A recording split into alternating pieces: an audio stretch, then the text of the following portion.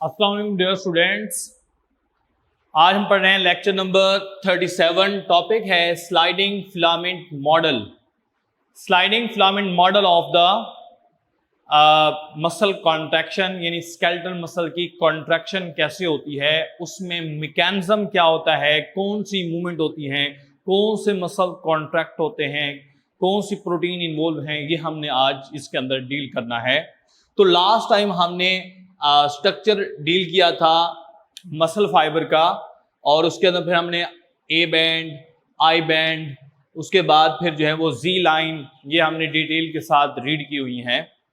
आज हमने ये पढ़ना है कि ये मसल कॉन्ट्रैक्शन का प्रोसेस जो है वो कैसे होता है। सबसे पहले हम बात करेंगे वो साइंटिस्ट जिन्होंने इस मैकेनिज्म को डिस्कवर किया था 1954 के अंदर, और वो हमारे पास साइंटिस्ट हैं, दो साइंटिस्ट हैं। एक हमारे पास है H Huxley and A F Huxley, और इनके कोलीग्स जो हैं उन्होंने स्लाइडिंग फिलामेंट मॉडल जो है ये प्रपोज किया था।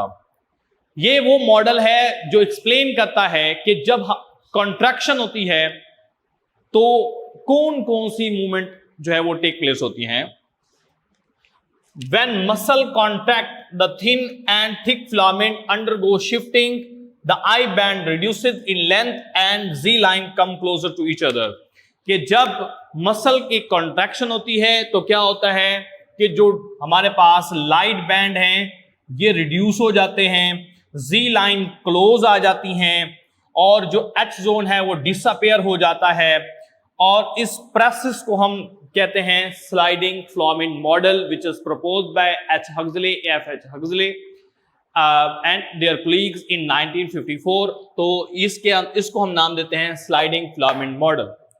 According to the theory of sliding filament model क्या होता है, ये हमारे पास आपको नजर आ रहे होंगे, ये हमारे पास क्या है, ये थिक फिलामेंट्स हैं, और जो आपको ब्लू कलर में नजर आ रहे हैं ये हैं थिन फिलामेंट्स। जो रेड कलर में नजर आ रहे हैं इनके अंदर जो थिक फिलामेंट के एंड पोर्शन आपको नजर आ रहे होंगे ये हैं क्रॉस ब्रिजेस। क्या है ये? Cross bridges. क्रॉस ब्रिजेस के अंदर फिर हमारे पास ये जो इनको हम कहते हैं थिन फिलामेंट, और ये भी क्या होंगे? Thin filament. और ये हमारे पास जो रेड कलर के दरमियान नजर आ रही है थिक फिलामेंट। क्लियर हो गया? अब जो थिन और थिक फिलामेंट हैं इनकी कॉन्ट्रैक्शन और रिलैक्सेशन से क्या होती है, ये बेसिकली प्रोसेस होता है, यानी कि मूवमेंट जो टेक प्लेस होती है।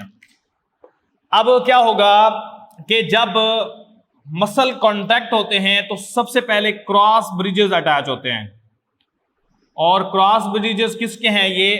ये हैं मायोसिन प्रोटीन के। किसके हैं?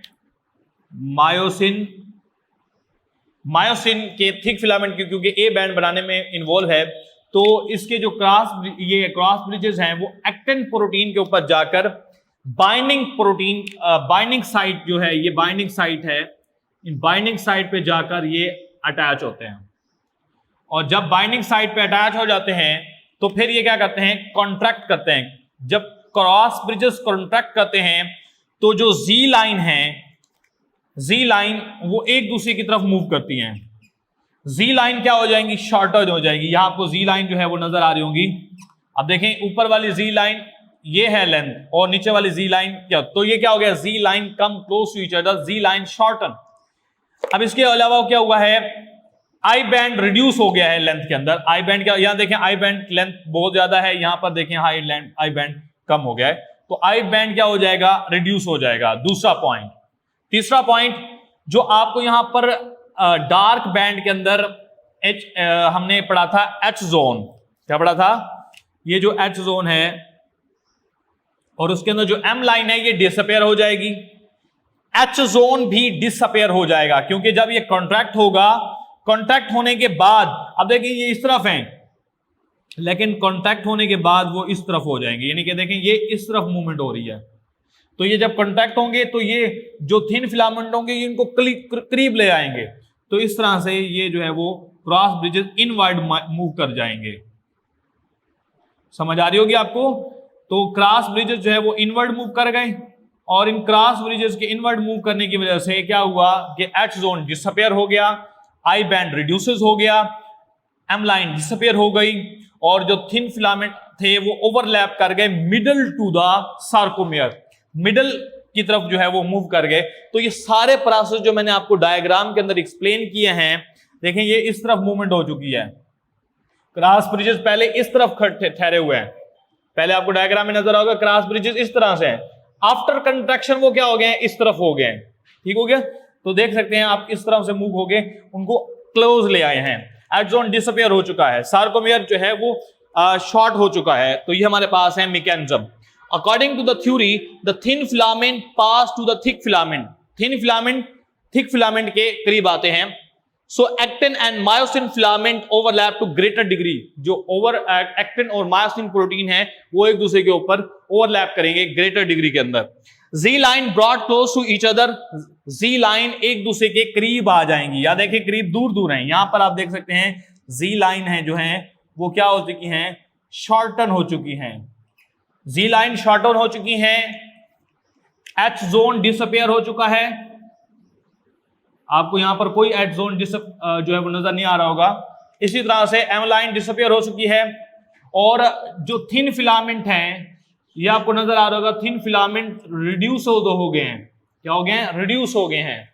अच्छा देखिए Z line broad close to each other, H zone disappeared, I band shorten, I band क्या हो जाएंगे, शॉर्टन हो जाएंगे, और जो मैंने शुरू में बताया बाइंडिंग साइट के साथ जो अटैच होते हैं, यानी कि जो थिक फिलामेंट के क्रॉस ब्रिजेस हैं वो जाकर एक्टिन प्रोटीन के साथ बाइंडिंग साइट पर जाकर अटैच होते हैं।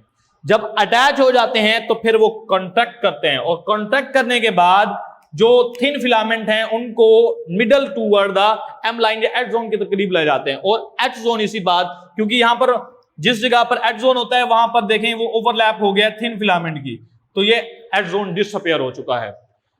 During the process of the contraction, the cross bridges of the thick filament attach to the binding site of the thin filament.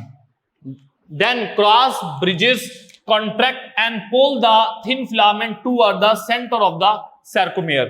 क्या होगा कि जब क्रॉस ब्रिजेस कॉन्ट्रैक्ट होंगे तो फिर थिन फिलामेंट को कहां ले आएंगे, centre to the sarcomere, and H zone will be disappear. उसके बाद है how cross bridges are control, ये हमारा शॉर्ट क्वेश्चन है, फर्स्ट पैराग्राफ है। उसके बाद जो सेकंड पैराग्राफ है वो हमारा क्वेश्चन होगा व्हाट इज रिगर मोर्टिस। तो पहले हम करते हैं what how cross bridges are control. हम देख सकते हैं डायग्राम के अंदर मैंने एक थिक फिलामेंट और जो है वो 4 थिन फिलामेंट को आपकी बुक में रिप्रेजेंट किया है, नीचे हम डायग्राम के अंदर। तो ये हमारे पास है थिक फिलामेंट, क्या चीज है, थिक फिलामेंट, और ये बना हुआ है मायोसिन प्रोटीन से, हम जानते हैं, और इनके जो ये पार्ट्स हैं इनको कहते हैं क्रॉस ब्रिजेस, जो आपको ग्लोबुलर स्ट्रक्चर नजर आ रहे हैं। अब उसके बाद ये हमारे पास जो है थिन फिलामेंट, और थिन फिलामेंट किस चीज से बने हुए हैं, 3 तरह की प्रोटीन। एक इसके अंदर है एक्टिन जो मेजर है, ब्लू कलर की नजर आ रहे हैं। मैं और बना देता हूं जिसको नाम है ट्रोपोमायोसिन।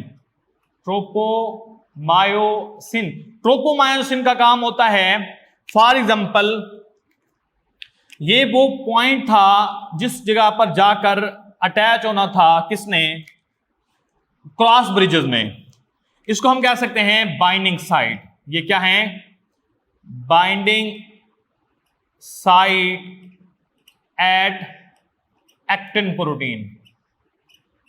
लेकिन अब ये एक्टिन प्रोटीन के ऊपर एक और प्रोटीन आ गई है जिसका नाम था, मैं उसको ग्रीन कलर से रिप्रेजेंट कर रहा हूं, फॉर एग्जांपल ये एक प्रोटीन आ गई है इसके ऊपर, और जिसने क्या कर दिया है, जो बाइंडिंग साइट को छुपा लिया है। इस प्रोटीन का नाम है ट्रोपोमायोसिन, ट्रोपोमायोसिन, और ये भी 2 पॉलीपेप्टाइड चेन होती है। अच्छा, इसके ऊपर आके अटैच हो गई। अब एक तीसरी प्रोटीन है इसके ऊपर, इसके साथ ही होती है, मैं उसको रेड कलर से रिप्रेजेंट कर रहा हूं, ये एक प्रोटीन है और इस प्रोटीन का नाम है ट्रोपोनिन। क्या है?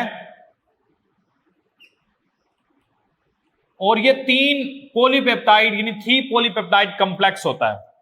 अब इसके अंदर एक इसकी साइड अटैच होती है ट्रोपोमिन के साथ, ट्रोपोमायोसिन के साथ, एक साइड इसकी अटैच होती है एक्टिन प्रोटीन के साथ, और एक साइट होती है वो कैल्शियम के लिए होती है, कैल्शियम के साथ अटैच होती है। क्लियर?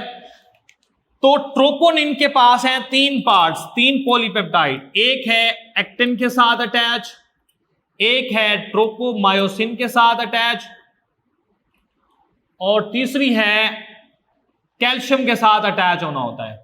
अब जब कॉन्ट्रैक्ट होना होता है तो क्या होते हैं, कैल्शियम आयंस आकर ट्रोपोनिन के साथ अटैच होते हैं।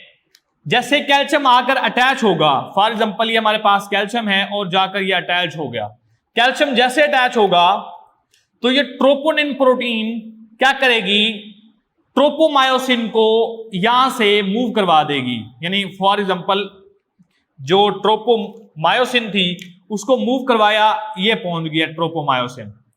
अब जो बाइंडिंग साइड थी दोनों तरफ से क्या होगा, अब देखें ये हमारे पास था, ये आ गई, मूव कर गई है, और ये हमारे पास बाइंडिंग साइड मैंने बताया था शुरू में। अब बाइंडिंग साइड एक्सपोज हो चुकी है।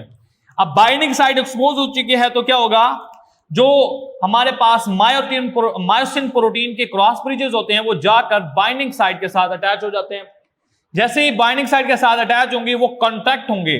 अब इस साइकिल को कैरी करने के लिए हमारे पास प्रोटीन होती है जिसको कहते हैं एटीपी, सॉरी एडिनोसिन ट्राइफॉस्फेट या एनर्जी मॉलिक्यूल, और इस तरह से ये क्या होगा, अब जब ये कॉन्ट्रैक्ट होंगे तो क्या करेंगे, जी लाइन को करीब ले आएंगे, एम लाइन जी लाइन जो है वो करीब आ जाएंगे, आई बैंड शॉर्टन हो जाएगा, एच जोन डिसअपियर हो जाएगा।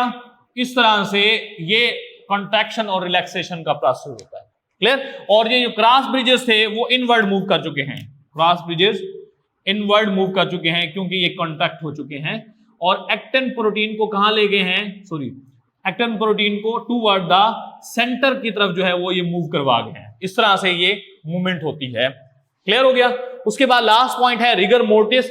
अगर मरने के बाद देखा गया है कि जो बॉडी होती है ना वो स्टिफ एंड हार्ड हो जाती है, मूव क्यों नहीं कर पड़ते, तो क्योंकि जो क्रॉस ब्रिजेस होते हैं वो कॉन्टैक्ट हो चुके होते हैं और उनको कैल्शियम नहीं मिल रहा होता, और कैल्शियम और एनर्जी एटीपी भी कम हो जाती है, तो ये क्रॉस ब्रिजेस ब्रेक डाउन नहीं हो पा जाते, और जिसकी वजह से क्या होता है कि बॉडी जो है वो क्या हो जाती है, स्टिफ और हार्ड हो जाती है, और इस कंडीशन को हम नाम देते हैं रिगर मोर्टिस।